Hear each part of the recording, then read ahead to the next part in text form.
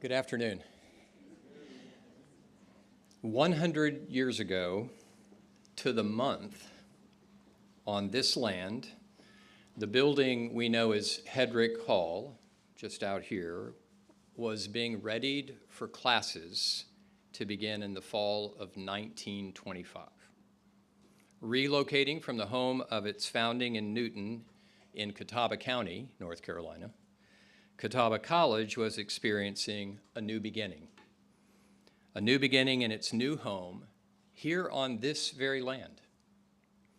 By fall of 1925, a new hall to house women would also be completed and was named Elizabeth Conrad Zartman Hall.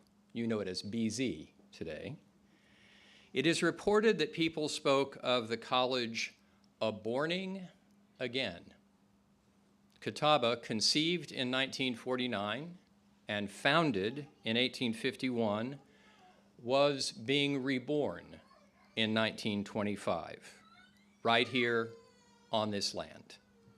Thus, some still speak of the new Catawba, right, Mr. Arnold? The new Catawba that was birthed here in Salisbury 100 years ago. Between 1925 and 1930, 10 buildings were constructed. There were other phases of growth and expansion to follow in the late 40s and 50s, in the mid 60s, in the early 70s, and again in the mid to late 80s.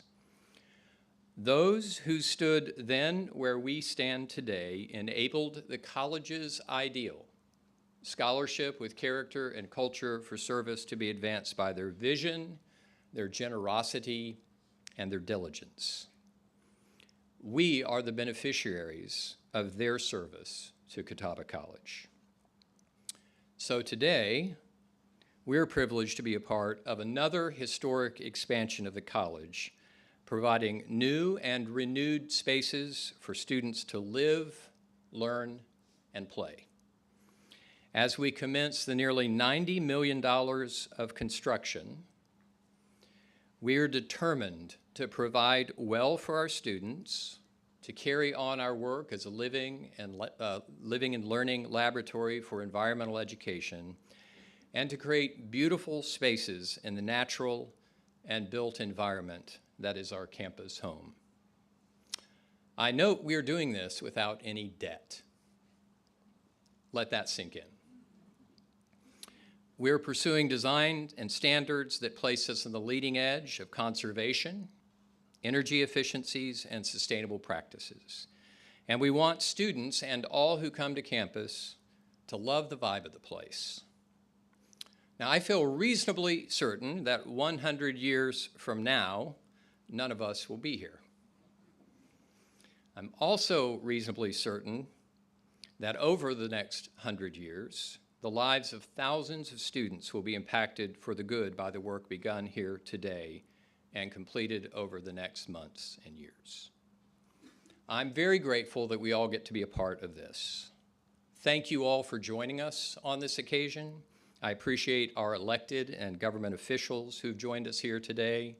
Thank you to members of our Board of Trustees and 2 former First Ladies. Many thanks to what was called the New Residence Hall Committee that ended up working on the new Residence Hall, and a lot of other stuff, right, Caitlin Cothran, wherever you are? A whole lot of other stuff.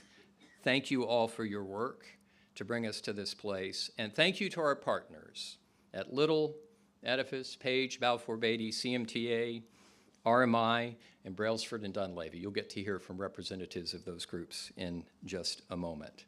To all of you, I'm glad we get to make Catawba history together. And now it's my pleasure to introduce you our Vice President for Sustainability and Executive Director of our Center for the Environment, who has done yeoman's work helping us get to this place in the just over a year that he's been with us, Dr. Lee Ball.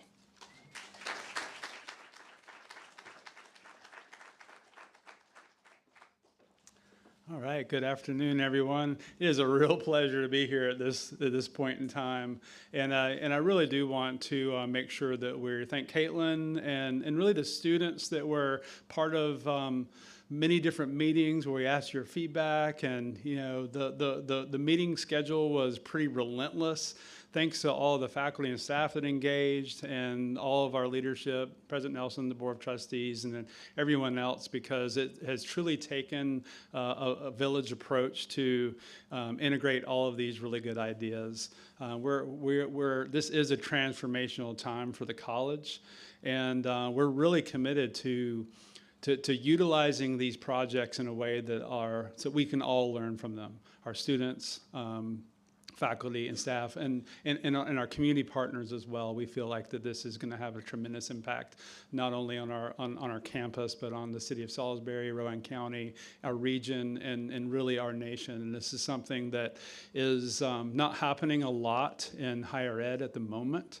We have up to $90 million of capital projects, when a lot of our peer institutions are they're under hiring freezes and they're having budget crises, and they're literally going in the opposite direction. We're doubling down for a couple of reasons. We know that we care about the environment deeply, and we want people to learn about the different ways to take care of the planet.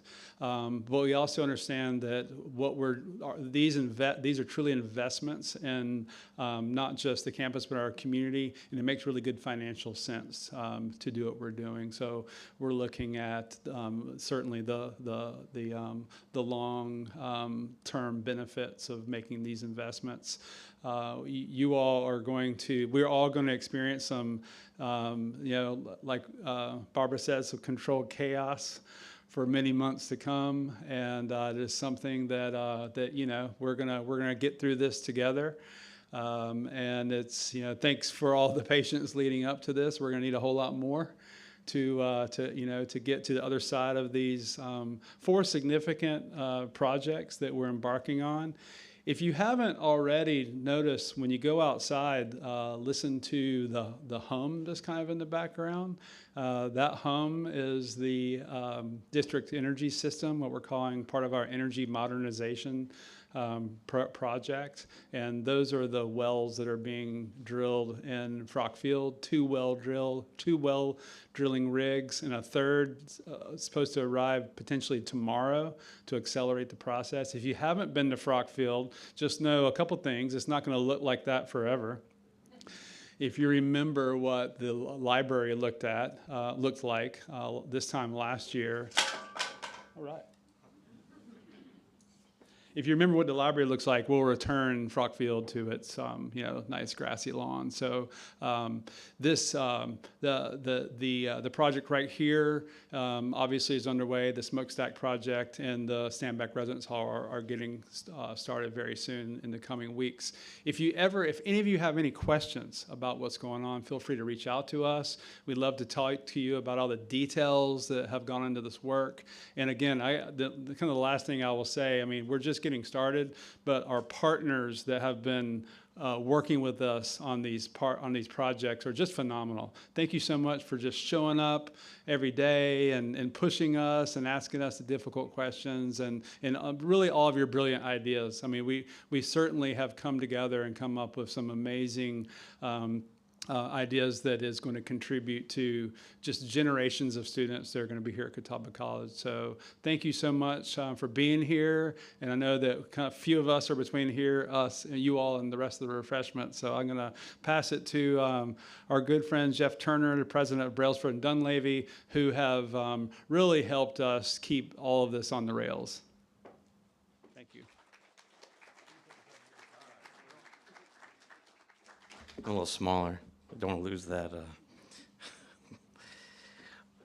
Good afternoon. Good to see everybody today. I'm Jeff Turner, co-president of Brailsford and Dunleavy. We have the honor to serve as the program manager for this ambitious program.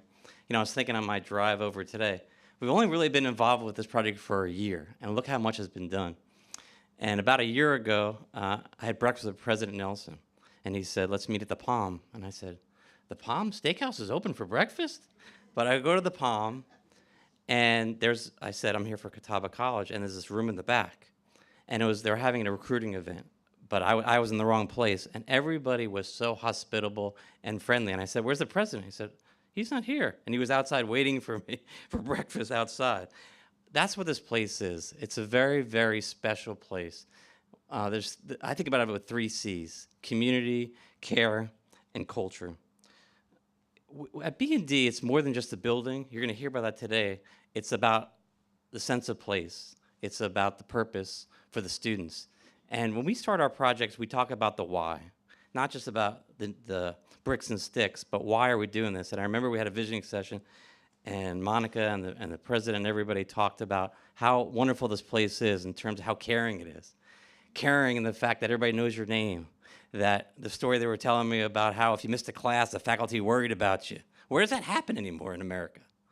The culture of this place, how tremendously special this culture is in terms of people that have been here since day one for a long time. And of course, the care this place has. I think one of President Nelson's you're saying to me was a place where you're going to spend 200 weeks to figure out the rest of your 3,000 weeks. It's just a very, very special place. So I'm honored to be here. Thanks, so many people have been a part of this. Many projects do not get to this point after 1 year. It's really tremendous. And I want to thank everybody for that. There's a saying here, you know, about good goes far. At Catawba, good goes very, very far. And I'm going to close with one statement. My dad's an old Marine, so I got to use his quote. He always said, "The difficult we do right away. The impossible, it takes a little longer." Thank you, guys. And I'll turn it over to David, Chief of our Energy and Sustainability Group.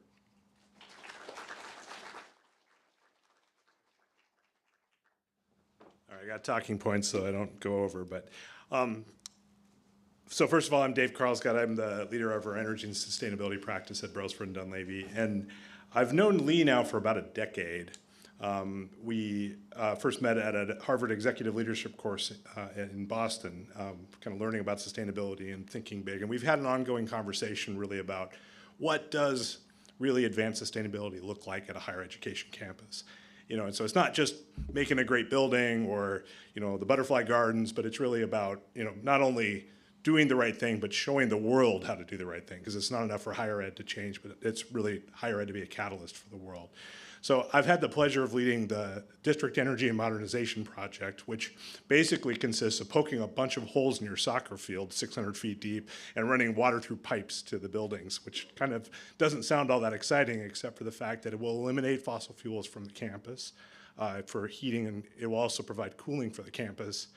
But when we were thinking about this project, it wasn't enough just to replace the bad thing that you could do with something else, but really how do we make the campus itself better? So as we're going into each building to connect the buildings, we're also getting rid of a lot of the deferred maintenance, replacing, you know, the HVAC systems, adding cooling to some of the key buildings. Like I know the gymnasium, part of the gym isn't even cooled today, so this project, by making a big mess in your soccer field, is actually gonna add cooling to the gym. So I think in a very systems kind of way, it's a connective tissue that will really use the local landscape to help heat and cool a campus, which is really exciting to me. I do want to correct President Nelson, because I think the one person who will be here is probably Garrett's son. He's 2 years old now, so in 100 years, I hope Garrett's son is still here, and I hope that the pipes that we're putting in the ground today will still be serving this campus 100 years from now. But I did want to thank the way this idea came about. I don't want to take credit for it, because really there was a lot of other great work. I know the Little and CMTA team had done a bunch of master planning work where this concept came up. I know we've worked with pretty much the entire executive team and the board to really, you know, get the resources together and to get everybody thinking big. So it's such an amazing place where you can, you know, one of the second largest capital project going on right now is sticking a bunch of pipes in the ground, which is well done, Catawba. So I'll leave it there. Yeah, thank you.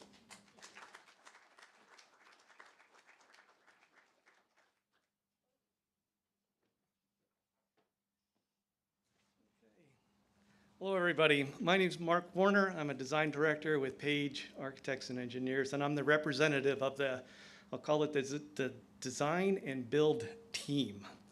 And being your representative, it's not me alone standing in front and completing all the design work, but a credit goes to a much larger team. And it starts with Balfour Beatty in recognizing Hunt Warner, John Schlobum, Busy Rapucci, and Aidan Mulligan are here today, as well as the representatives from Land Design, Allison Merriman and Nate Doolittle, and then our Page team members that are here today, represented by Dan Fields, Amanda Bergen, and Zane Klein. Our design work was really evolved around three themes. The first was to develop a program to support a community of students which can lead to student success. And that team was led by Stefan Moore and a large cohort of student involvement throughout the programming process. So we actually endeavored to reach every student on campus for input, of which we had nearly 200 responses for students paying it forward to their next generation with having meaningful impact on the design work that our team completed. It was meeting the climate challenge set forth by our building program by incorporating building systems to maximize student comfort, but doing it in a clean and a sustainable manner by following design guidelines by Passive House design guidelines. And not only meeting those lean requirements to reduce the overall energy usage, but we also incorporated the means for students to have, we'll say, live feedback for the energy that's being used within the facility. And by doing so, creating an opportunity for students to link into a database and see it on screens or on their phone, have the additional capacity to reduce energy use by 20% by just changing user behavior. And finally, design for us is about creating a beautiful place. It's extending the build vocabulary on campus, extending the green space. We very much look forward converting that parking lot into open, a rolling community space which will incorporate rainwater gardens, pollinator gardens, and open space for students to recreate, as well as leave room to extend the woods from across Yost onto the property to create a lovely tree canopy. And then finally, if you've looked at some of the renderings, you may have noticed that the design vocabulary might be very familiar for those that kind of walk about the Catawba campus by design. That the intention here is to create a new facility which seamlessly integrates into the campus architecture by drawing upon the legacy architecture that formed the campus and its origins, as David talked about earlier. So we've combined all that, a building that responds to its history, but always looking forward into the future for their future students. So thank you.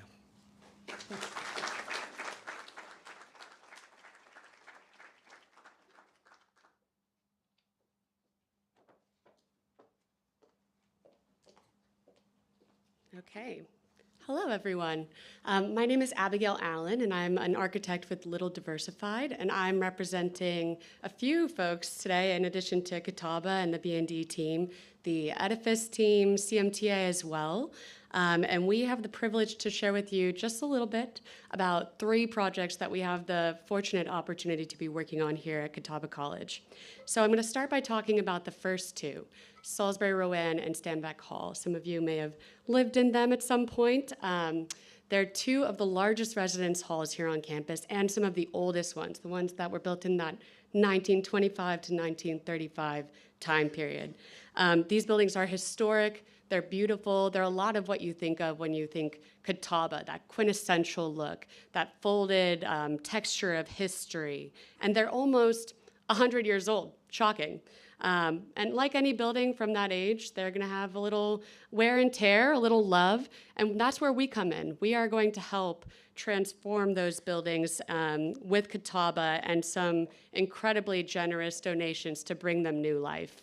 And we're so thrilled to do that. The Salisbury Rowan project will actually be a complete gut renovation, which is super sustainable reuse of the existing carbon there. And then when it comes to Stanback Hall, we'll be renovating the center 1929 portion for any of you that were here at that time, and replacing the 2 flanking wings. So they'll be totally transformed by the time that we're done. The idea is that we will preserve that rich history that many of us have talked about that's established here on the campus, rich history on the exterior, but make massive improvements to the student experience on the interior. And I really want to emphasize that this team that's been developed around these projects is focused on student health and wellness. And that's really driving all of this work that we're involved in here on campus. And that's actually why these projects will be pursuing WELL certification. Some of you are like, what the heck is WELL certification? I'll give you a tiny sense for that. So it's a building performance measurement, and it really focuses on that human health well-being standpoint. So it looks at energy performance, building performance, but it's going to think about things like air quality, light, natural views, things that really go beyond the kind of measured building standpoint. And if you think about living in one of these older buildings, that's really flipping the idea of what it means to live in an older building to be this restorative, regenerative, healthy place to be and live on campus. And that's pretty amazing work that this college has taken on. So we're very excited that when students open their door to their new room in Stanback Hall in fall of 2026, that they're going to find a fresh, modernized, accessible place to call home that's going to overall improve their health and wellness and lead to their success here at Catawba College. So great job, team, in getting us here so far. So those are the first two, and we'll move on to talking about Smokestack. So I was thinking we might be outside, but if you imagine we're outside, the building over there with a super tall smokestack, that's actually been the campus power plant for over 100 years. It started off as being coal-powered, then it was gas, and then actually in the 90s, the great work that this college has done led to the decommissioning of that, just with the transformation and progress of going to geothermal systems, sustainable things of that nature, and solar power. So it's not needed as a power plant anymore. But it actually is this really incredible marker of all of that journey that the college has done, from relying on coal to where we are now, of the sustainable campus, trailblazing carbon neutrality, trailblazing sustainability for colleges across the country.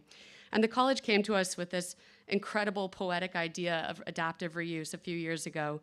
What if we transform this historic power plant into not producing power, but student energy and student hub for places for people to come together. So we're very excited to announce that this project is a renovation and addition to the existing building. It'll include things like student focus areas, collaboration spaces, that energy and mixing of ideas, just like power, but with people, a student lounge, a multi-purpose room, a cafe, a wine bar for those of you interested in that, a roof terrace that overlooks the greenway. It's going to be a plethora of beautiful, engaging spaces for people to come together. And overall, the goal is to re-energize life on campus with this injection of energy at the center point. And all of this led to the college, again, pursuing that sustainability trailblazing. So we're actually looking at living building certification for this project. Again, what is that? I'll give you a little sense. It's a building performance metric that's, you're seeing lots of different metrics here, right? That speaks to the living learning laboratory that we're establishing here on campus. And this is really a more holistic approach to sustainability. It's not just building performance. Of course, that's something that we're looking at, systems and materials and things of that nature, but it's restoring habitats like the local birds and bees that used to live in this area, creating new homes for them. Thinking about responsible water use and social justice initiatives like providing spaces for your really rich community of Salisbury to come in and use the space and make it theirs as well.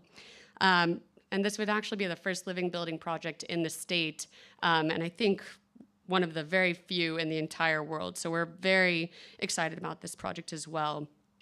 Before I wrap, I would just want to thank you, the college, for the opportunity to work on these incredible projects. We really look forward to seeing them come together and come to life on your campus and fill it with all of this energy we've been discussing.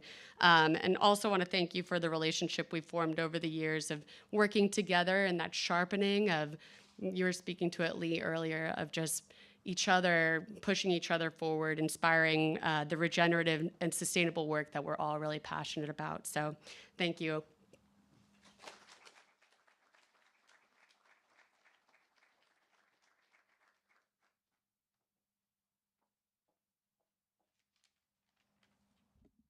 Good afternoon.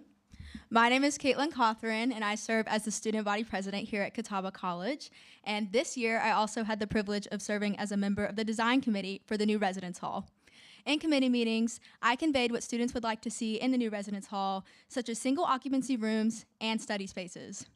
And I'm so excited to see this project now come to fruition with this groundbreaking. I still remember the evening of May 8th when I received a call from President Nelson. He had told me that we had received a gift for a new residence hall, which excited me for the future of Catawba students. While serving in an SGA for 4 years, this is a wish I have constantly heard from students. Being able to see students' desires actualized through this gift has been an incredible experience. It demonstrates the care Catawba and its community members have for the well-being of our students. Next to the new residence hall will be the Smokestack project. This will be a new hotspot for students, featuring study spaces, a cafe, an outdoor patio, and more outdoor seating. From conversations I've had with several students, I know the features offered in this project are highly desired, and I cannot wait to see the project's impact when I return in the future. I've also had the privilege of serving as a resident assistant in Stanback Hall for 2 years. I have loved serving my residents in this hall, and I'm so excited that future Stanback residents will have an even better experience than I did with the new renovations, even if this means they have to tear down my old rooms. Servicing these projects will be a new geothermal well. This energy system shows Catawba's devout commitment to sustainability. I am so proud to attend a college that will improve its campus for its students' benefit in a sustainable manner. To my students in the room, even though some of you may not reap the benefits of these new projects, I urge you to recognize the important role you all have played in their creation. By voicing your desires to SGA and by attending student input events, you have truly left your mark on Catawba's campus. I am so proud of you all for caring about the future of your college and for recognizing the importance of these projects.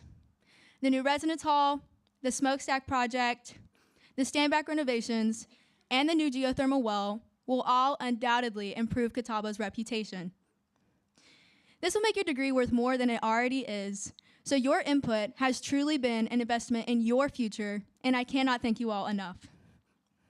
Catawba family, I am so excited for the future of our campus with these capital projects. Once a Catawban, always a Catawban, and as always, go Cat U. Thank you.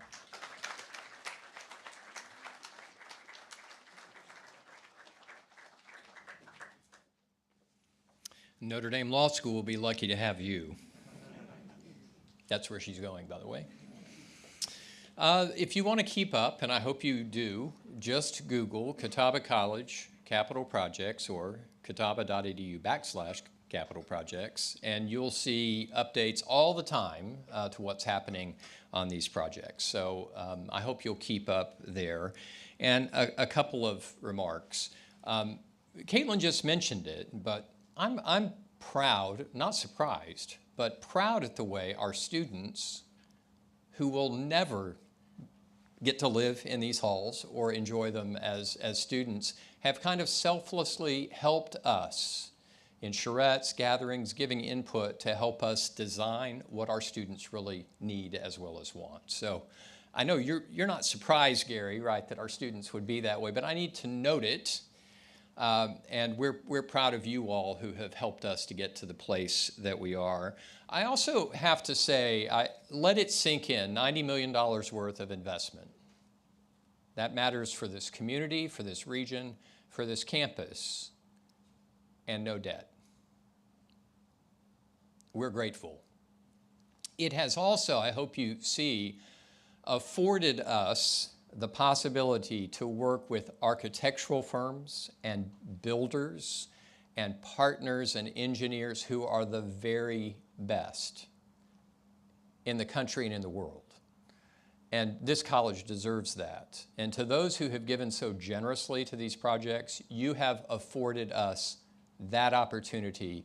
We realize very few colleges and universities get to do what we're doing. It's a lot of work. It's a big mess. All these people have to put up with a really annoying, demanding president in the process, and it's worth every minute of it, isn't it? 100 years. So cheers. We don't have the appropriate accoutrements for that, but cheers, yeah, Tom, to Catawba College and another new beginning. Thank you all for being here.